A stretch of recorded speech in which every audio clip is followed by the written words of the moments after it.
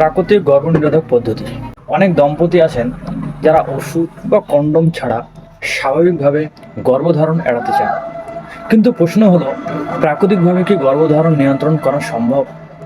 আজকে আমরা জানবো কিছু প্রাকৃতিক গর্ভনিরোধক পদ্ধতি সম্পর্কে।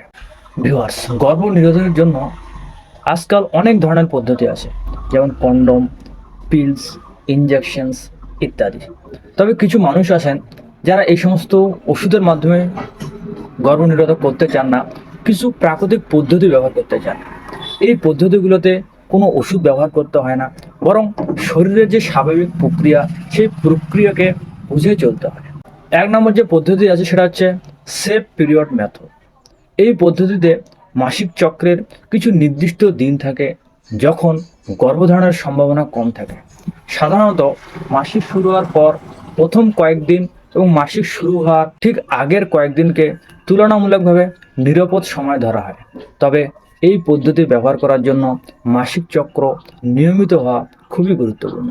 দুই নম্বর যে পদ্ধতি সেটা হচ্ছে ওভুলেশন ট্র্যাকিং। এই পদ্ধতিতে মাসিক চক্রের মাঝামাঝি সময়ে ডিম্বাশয় থেকে ডিম্বাণু বের হয়, যাকে আমরা ওভুলেশন বলে থাকি। এই সময়টিতে গর্ভধারণের সম্ভাবনা সবচেয়ে বেশি থাকে, তাই এই সময়ে যৌন মিলন এড়িয়ে চললে গর্ভধারণ বা প্রেগনেন্সির সম্ভাবনা কমানো যায়।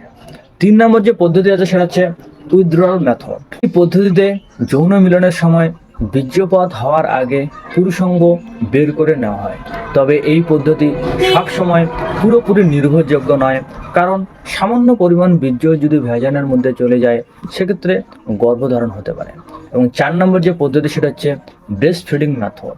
যেসব মায়েরা নবজাতক শিশুকে সম্পূর্ণ বুকের দুধ খাওয়ান, তাদের ক্ষেত্রে কিছু সময়ের জন্য ওভুলেশন বন্ধ থাকতে পারে। এই সময়ে গর্ভধারণের সম্ভাবনা তুলনামূলকভাবে অনেক কম থাকে। ভিউয়ার্স, সবশেষে গুরুত্বপূর্ণ একটা সতর্কবার্তা: প্রাকৃতিক গর্ভনিরোধক পদ্ধতিগুলো সবসময় 100% সেফ নয় ভিউয়ার্স। তবে অনেক ক্ষেত্রে কি এড়ানো সম্ভব, প্রেগনেন্সি, আনওয়ান্টেড প্রেগনেন্সি এড়ানো সম্ভব।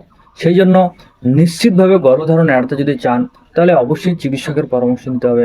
কন্ট্রাসেপটিভ পিলসগুলো যেগুলো আছে, যেমন সুবিধা, চয়েস বা কন্ডোম বা ইনজেকশন, এই সমস্ত মাধ্যম আপনাদের অবলম্বন করতে হবে।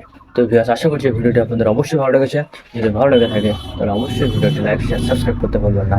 Thank you so much.